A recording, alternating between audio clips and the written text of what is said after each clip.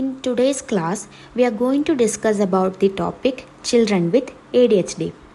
അതായത് attention deficit hyperactivity disorder. അപ്പോൾ ADHDയുടെ എക്സ്പാൻഷനാണ് attention deficit hyperactivity disorder. അപ്പോൾ ഈ ഡിസോർഡർ ഉള്ള കുട്ടികളുടെ പ്രത്യേകത എന്തൊക്കെയായിരിക്കും?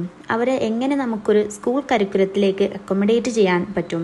അവരുടെ ഡെഫിഷ്യൻസീസ് എങ്ങനെ നമുക്ക് ഫില്ലപ്പ് ചെയ്യാൻ പറ്റും? ഇങ്ങനെയുള്ള കാര്യങ്ങളെ പറ്റിയാണ് ഇന്ന് നമ്മൾ ഡിസ്കസ് ചെയ്യാൻ പോകുന്നത്. So, ADHD is a neurodevelopmental disorder that affects a person's ability to pay attention. അപ്പോൾ ഇങ്ങനെയുള്ള കുട്ടികളുടെ ഒരു പ്രത്യേകത എന്ന് പറയുന്നത് അവർക്ക് 3 മിനിറ്റുകൾ കൂടുതൽ ഒരു കാര്യത്തിലും ശ്രദ്ധിക്കാൻ പറ്റില്ല എന്നതാണ്.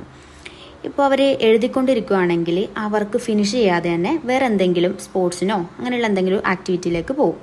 പിന്നെ അതും പകുതിയാക്കിയിട്ട് വേറെ എന്തെങ്കിലും ഒരു ക്യാരംസ് കളിക്കാനോ അങ്ങനെയുള്ള മറ്റു കാര്യങ്ങളിലേക്ക് പോകും.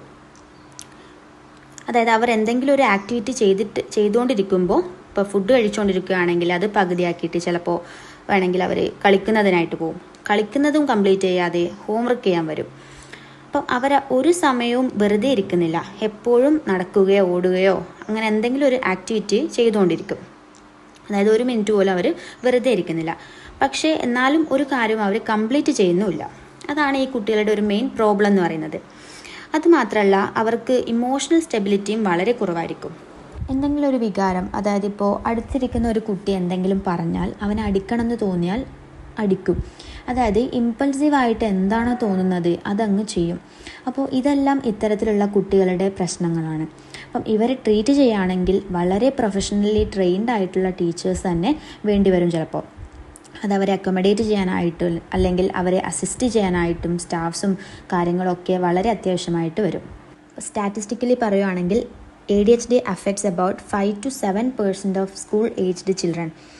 അപ്പം സ്കൂൾ ഏജ്ഡ് കുട്ടികളിൽ തന്നെ 5 to 7% കുട്ടികളിലും ഈ ADHD എന്നുള്ള ഒരു കണ്ടീഷൻ കാണുന്നുണ്ട്.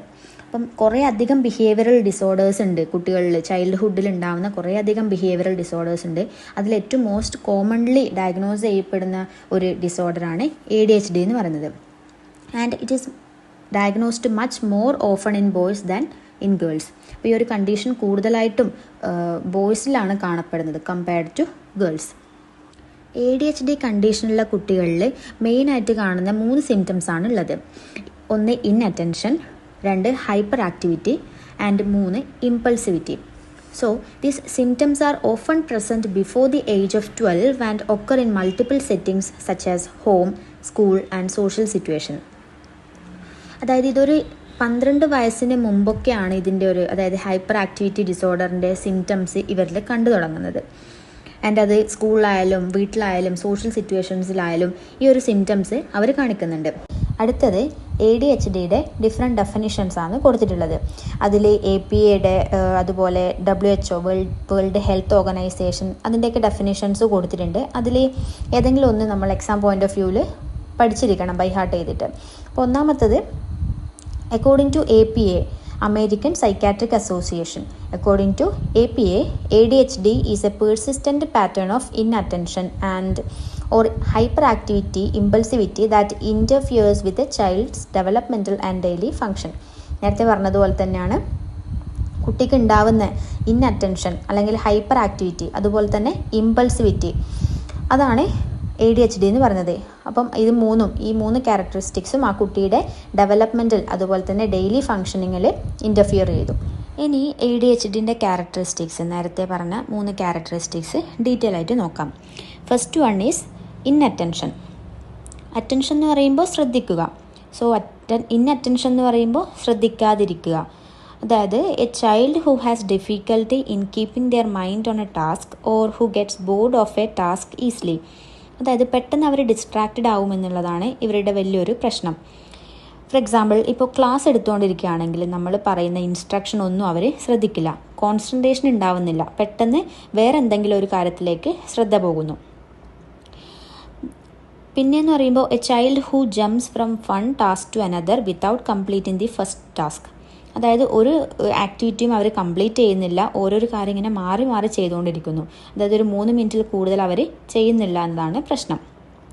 അപ്പോൾ ഇത്തരത്തിലുള്ള കുട്ടികളുടെ എഡ്യൂക്കേഷണൽ പ്ലാനിങ് വരുമ്പോൾ നമുക്ക് കുറേ കാര്യങ്ങൾ ഇംപ്ലിമെൻറ്റ് ചെയ്യാൻ വേണ്ടി പറ്റും. അതായത് ഇത്തരത്തെ കുട്ടികൾക്ക് ഡിസ്ട്രാക്ഷൻ വരാത്ത രീതിയിലുള്ള ഒരു സ്പേസ് ക്ലാസ് റൂമിൽ കൊടുക്കുകയാണെങ്കിൽ അത്തരത്തിലുള്ളൊരു കാര്യങ്ങൾ നമ്മൾ ശ്രദ്ധിക്കണം. അതായത് ഇവരെ നമ്മൾ ജനലിൻ്റെ അരികിലൊന്നും ഇരുത്താൻ പാടില്ല. അപ്പോൾ ഇവരിങ്ങനെ ജനലിൻ്റെ അടുത്തിരുന്ന് കഴിഞ്ഞാൽ അവർ പുറത്തെ പോകുന്ന ആൾക്കാരെയും ഒക്കെ അവർ ശ്രദ്ധിച്ച് അവരുടെ കോൺസെൻട്രേഷൻ ഇല്ലാതെ പോകും. അപ്പോൾ അത്തരത്തിലുള്ളൊരു അവരുടെ ജനലിൻ്റെ അടുത്ത് ഇരുത്താത്ത രീതിയിലുള്ളൊരു സ്പേസ് ക്ലാസ് റൂമിൽ കൊടുക്കുക. പിന്നെയെന്ന് പറയുമ്പം ഇവർക്ക് റുട്ടീൻ ഉണ്ടാക്കി കൊടുക്കുക എന്നുള്ളതായിരിക്കും. റുട്ടീൻ ഉണ്ടാക്കി കൊടുക്കുമ്പോൾ ഫോർ എക്സാമ്പിൾ അവരിപ്പോൾ നമ്മളൊരു ക്ലാസ് ലീഡറായിട്ട് ഒരു റെസ്പോൺസിബിലിറ്റി കൊടുക്കുകയാണെങ്കിൽ അവർ കൂടുതൽ ഉത്തരവാദിത്ത ബോധമുള്ളവരായിട്ട് മാറും. അപ്പോൾ ഇത്തരത്തിലുള്ള കാര്യങ്ങൾ എഡ്യൂക്കേഷണൽ പ്ലാനിങ് വരുമ്പോൾ ശ്രദ്ധിക്കുക. അപ്പോൾ ഇതാണ് ഇൻഅറ്റൻഷൻ എന്ന് പറയുന്നത്.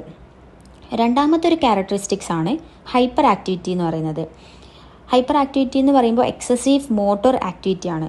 That is a child who can't seem to sit still and who is constantly moving, roaming, touching things, അങ്ങനെയുള്ള കാര്യങ്ങൾ. അതായത് ഇപ്പോൾ നമ്മളിപ്പോൾ ഒരു ഓബ്ജക്റ്റ് ഇപ്പോൾ തൊടരുത് എന്ന് പറഞ്ഞാൽ ADHD ആയിട്ടുള്ള കുട്ടികൾ അത് പോയിട്ട് തൊടും. പിന്നെ അവർ ഒരു സ്ഥലത്തും വെറുതെ ഇരിക്കില്ല. ഒരു സീറ്റിൽ അവർക്ക് കുറച്ച് സമയം പോലും വെറുതെ ഇരിക്കാൻ പറ്റില്ല. അവരിങ്ങനെ ഓടും, ചാടും, അത്തരത്തിലുള്ള കാര്യങ്ങളിലേക്ക് പോകും. അപ്പോൾ ഇവരെയാണ് നമ്മൾ ഹൈപ്പർ ആക്റ്റീവ് എന്ന് പറയുന്നത്. അതായത് എക്സസീവ് ആയിട്ടുള്ള മോട്ടോർ ആക്ടിവിറ്റി കാണിക്കും. മൂന്നാമത്തെ ഒരു ക്യാരക്ടറിസ്റ്റിക്സ് ആണ് ഇമ്പൾസിവിറ്റി. നേരത്തെ പറഞ്ഞ പോലെ തന്നെയുള്ള ഇമ്പൾസിവിറ്റി. അതായത് കോൺസിക്വൻസസ് ഒന്നും ആലോചിക്കാതെ എന്ത് തോന്നുന്നോ, മനസ്സിൽ എന്ത് തോന്നുന്നോ അതങ്ങ് ചെയ്യും. A child who speaks or acts without thinking about the consequences of that act. അതായത് ഇപ്പോൾ ഒരു ക്ലാസ് റൂമിലാണെങ്കിൽ ഒരു ഇന്നപ്രോപ്രിയറ്റായിട്ടുള്ള കമൻറ്റ് പറയും. അതായത് ടീച്ചറാണെന്നോ ക്ലാസ് റൂം ആണെന്നോ എന്നുള്ളൊരു ബോധം അവർക്ക് ഉണ്ടാവുന്നില്ല. അവർ ഇന്നപ്രോപ്രിയറ്റായിട്ടുള്ള കമൻറ്റ്സ് പറയുന്നു. പിന്നെ they have difficulty waiting their turn. അവർക്ക് അവരെ ടേൺ വരുന്നത് വരെ അവർക്ക് വെയിറ്റ് ചെയ്യാനുള്ളൊരു ക്ഷമ അവർക്ക് ഉണ്ടാവുന്നില്ല. And they display their emotions without restrained. അപ്പം അവർക്ക് ഇമോഷണൽ സ്റ്റെബിലിറ്റി, നേരത്തെ പറഞ്ഞതുപോലെ ഇമോഷണൽ സ്റ്റെബിലിറ്റി ഉണ്ടാവുന്നില്ല. അപ്പം ഇതാണ് ഇമ്പൾസിവിറ്റി കൊണ്ട് ഉദ്ദേശിക്കുന്നത്. അതായത് അവരുടെ ഇമോഷൻസ് എക്സ്പ്രസ് ചെയ്യുന്നത് ഇമ്പൾസീവ് ആയിട്ടുള്ള ഒരു മാനറിലായിരിക്കും. പിന്നെയുള്ളൊരു കാര്യം എന്ന് പറയുന്നത് ഇപ്പോൾ ഇൻഅറ്റൻറ്റീവ് ആയിട്ടുള്ള, ഹൈപ്പർ ആക്റ്റീവ് ആയിട്ടുള്ള, ഇമ്പൾസീവായിട്ട് പെരുമാറുന്ന ആൾക്കാരെല്ലാം തന്നെ ADHD കണ്ടീഷനുള്ളവരായിരിക്കണം എന്നില്ല. ഇപ്പോൾ 18 വയസ്സായവരൊക്കെ തന്നെ ഇതുപോലുള്ള സിംറ്റംസ്, അതായത് അവർ ഇൻഅറ്റൻറ്റീവ് ആയിരിക്കും, ഇമ്പൾസീവ് ആയിരിക്കും, കൂടുതൽ ഹൈപ്പർ ആക്റ്റീവ് ഒക്കെയാണ് എന്ന് വെച്ച് അവർക്ക് ADHD ഉണ്ട് എന്നല്ല. അപ്പം ഇതിന് ശരിക്കും പറഞ്ഞാൽ വളരെ സ്ട്രിക്റ്റ് ബേസ് ഉള്ള ഒരു ഗൈഡ് ലൈൻസ് ഉണ്ട്. ഇതിൻ്റെ ബേസിസിൽ മാത്രമാണ് നമ്മൾ ഡയഗ്നോസ് ചെയ്ത് ഒരു ADHD കണ്ടീഷൻ ഉണ്ട് എന്ന് നമ്മൾ ഡയഗ്നോസ് ചെയ്യുന്നത്. നെക്സ്റ്റ് ടോപ്പിക് എന്ന് പറയുന്നത് ഇതിൻ്റെ പൊട്ടൻഷ്യൽ കോസസ് ആണ്. എന്തൊക്കെ കാരണത്താലാണ് ഈ ഒരു കണ്ടീഷൻ ഉണ്ടാവുന്നത്. അപ്പം ഒന്നാമത്തെ മെയിനായിട്ട് നമ്മൾ പറയുന്നത് ജനറ്റിക് ഇൻഫ്ലുവൻസ് ആണ്. Several genes have been identified as potentially contributing to the disorder. അതായത് ഈ ഒരു ഡിസോർഡർ ഉണ്ടാക്കുന്ന ജീൻസ് അത് പാരൻറ്റിൽ നിന്ന് ഓഫ്സ്പ്രിങ്ങിലേക്ക് ഹെറിഡിറ്റി വഴി കോൺട്രിബ്യൂട്ട് ചെയ്യുന്നു, ട്രാൻസ്ഫർ ചെയ്യപ്പെടുന്നു. അത്തരത്തിൽ ജനറ്റിക് ഇൻഫ്ലുവൻസ് വഴി ഈ ഒരു കണ്ടീഷൻ ഉണ്ടാവാം. പിന്നെയുള്ളൊരു കോസ് എന്ന് പറയുന്നത് ബ്രെയിൻ സ്ട്രക്ചർ ആൻഡ് ഫങ്ഷൻ. അതായത് ജനിക്കുന്ന സമയത്ത് ബ്രെയിനിൻ്റെ സൈസിൽ എന്തെങ്കിലും ഒരു കുറവോ എന്തെങ്കിലും ഒരു സ്ട്രക്ചറൽ ഡിഫോമിറ്റി വന്നു കഴിഞ്ഞാലും ഇങ്ങനെയുള്ള പ്രശ്നങ്ങൾ വരാനുള്ള ചാൻസ് ഉണ്ട്.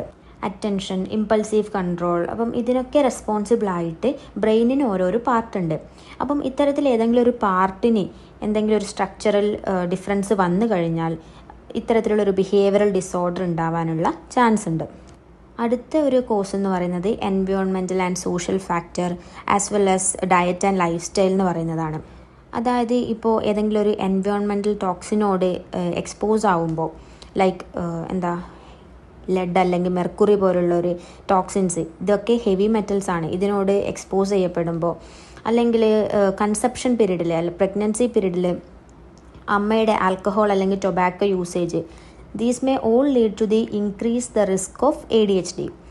പിന്നെയെന്ന് പറയുമ്പോൾ ഡയറ്റ് ആൻഡ് ലൈഫ് സ്റ്റൈൽ. ഡയറ്റും ലൈഫ് സ്റ്റൈൽ ഫാക്ടേഴ്സും ഒരു കോഴ്സായിട്ട്, പ്രൈമറി കോഴ്സായിട്ട് പറയുന്നില്ല, but they can influence the symptoms severely. വേറൊരു കോഴ്സായിട്ട് പറയുന്നത് premature birth and low birth weight ആണ്. These also have been linked to higher risk of ADHD. ADHDനെ നമ്മൾ മെയിനായിട്ട് 3 ടൈപ്സ് ആയിട്ട് ഡിവൈഡ് ചെയ്യുന്നുണ്ട്, based on the level of attention, hyperactivity and impulsivity. അതിലൊന്നാമത്തേന്ന് പറഞ്ഞു കഴിഞ്ഞാൽ പ്രിഡോമിനൻ്റ്ലി ഇൻഅറ്റൻറ്റീവ് പ്രസൻറ്റേഷൻ, രണ്ടാമത്തത് predominantly hyperactive impulsive presentation, and the third one is combined presentation. അതിലെ മൂന്നാമത്തെ ടൈപ്പ്, ദാറ്റ് ഈസ് കമ്പൈൻഡ് പ്രസൻറ്റേഷനാണ് ഏറ്റവും മോസ്റ്റ് കോമൺ ടൈപ്പായിട്ട് നമ്മൾ കാണുന്നത്. അതിലെന്തായിരിക്കും, കുട്ടികൾക്ക് 2 ഡയഗ്നോസ്റ്റിക് ക്രൈറ്റീരിയയും അവർ കാണിക്കുന്നുണ്ട്. The children meet the diagnostic criteria for both inattention and hyperactivity impulsivity.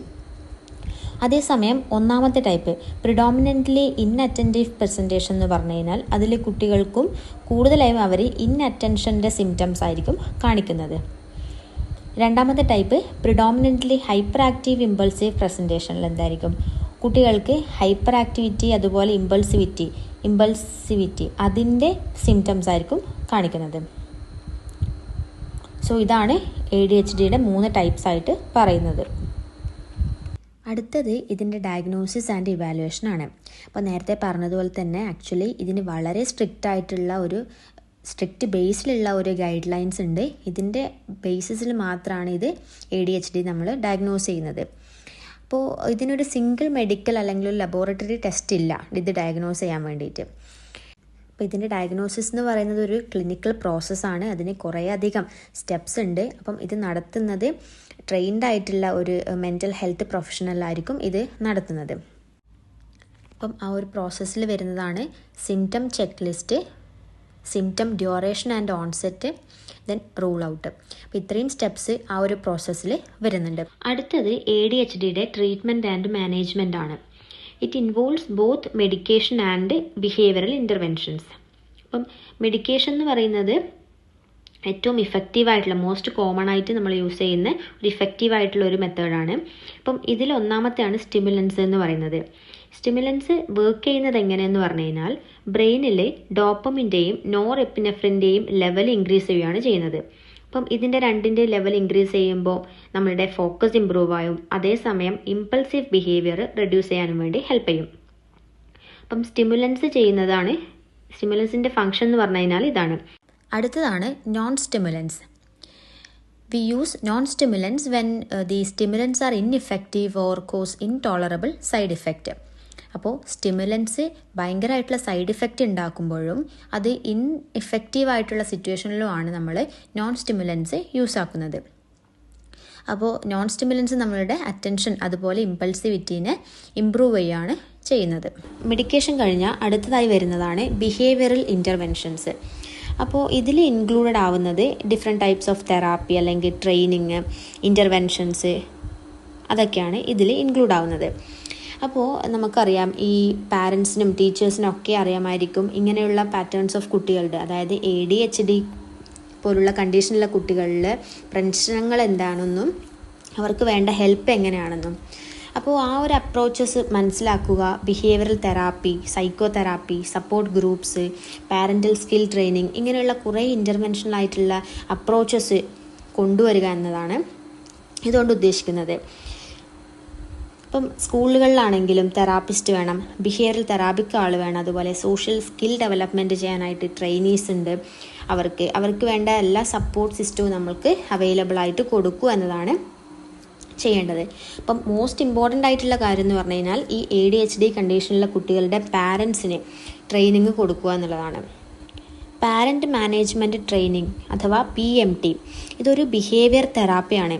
അപ്പോൾ ഇതുകൊണ്ട് ഉദ്ദേശിക്കുന്നത് എന്തെന്ന് പറഞ്ഞു കഴിഞ്ഞാൽ സ്ട്രക്ചേർഡ് ആയിട്ടുള്ളൊരു റുട്ടീൻ കുട്ടികൾക്ക് കൊടുത്തുകൊണ്ട് അവരുടെ പോസിറ്റീവായിട്ടുള്ള ബിഹേവിയർ റീഇൻഫോഴ്സ് ചെയ്യാനും അതേസമയം നെഗറ്റീവായിട്ടുള്ളത് ഡിസ്കറേജ് ചെയ്യുക എന്നതുമാണ് ഈ PMT കൊണ്ട് നമ്മൾ ഉദ്ദേശിക്കുന്നത്. അപ്പം ഇതൊരു പ്രീ സ്കൂൾ കുട്ടികൾക്ക് ഒരു ഫസ്റ്റ് ലൈൻ ട്രീറ്റ്മെൻറ്റ് എന്ന രീതിയിൽ നമ്മൾ ഈ PMT കൊടുക്കാറുണ്ട്. അടുത്തതാണ് സ്കൂൾ ഇൻ്റർവെൻഷൻസ്. അപ്പോൾ ഇതിലെന്തൊക്കെയാണ് വരുന്നത്, അതായത് ഫ്രീക്വൻ്റ് ആയിട്ട് ബ്രേക്ക് കൊടുക്കുക, ക്ലിയർ ഇൻസ്ട്രക്ഷൻസ് കൊടുക്കുക, അതുപോലെ പ്രിഫറൻഷ്യൽ സീറ്റിംഗ് അറേഞ്ച്മെൻറ്റ് കൊണ്ടുവരിക. അപ്പോൾ ഇത്തരത്തിലുള്ള സ്ട്രാറ്റജീസ് സ്കൂൾ തലങ്ങളിൽ കൊണ്ടുവന്നിട്ട് സ്കൂൾ ഇൻ്റർവെൻഷൻസ് കൂടുതൽ ശക്തിപ്പെടുത്തുക എന്നതാണ് ഇതുകൊണ്ട് ഉദ്ദേശിക്കുന്നത്. പ്രിഫറൻഷ്യൽ സീറ്റിംഗ് എന്ന് പറഞ്ഞു കഴിഞ്ഞാൽ ഞാൻ നേരത്തെ പറഞ്ഞു, അതായത് കുട്ടികൾ ഈ ജനലിൻ്റെ അടുത്തൊന്നും ഇരുത്താതെ അവർക്ക് കൂടുതൽ കെയർ കൊടുത്തുകൊണ്ട് ഫോർ എക്സാമ്പിൾ ഇപ്പോൾ ടീച്ചറിൻ്റെ അടുത്ത് അവരെ ഇരുത്തിക്കൊണ്ട് അവരുടെ ആ ഒരു ഇമ്പൾസിവിറ്റി അതുപോലെ അറ്റൻഷനൊക്കെ കുറക്കുക. അതാണ് സ്കൂൾ ഇൻ്റർവെൻഷൻസിൽ നമുക്ക് കൊണ്ടുവരാൻ പറ്റുന്നത്. മറ്റൊരു തെറാപ്പിയാണ് CBT അഥവാ കോഗ്നിറ്റീവ് ബിഹേവിയറൽ തെറാപ്പി.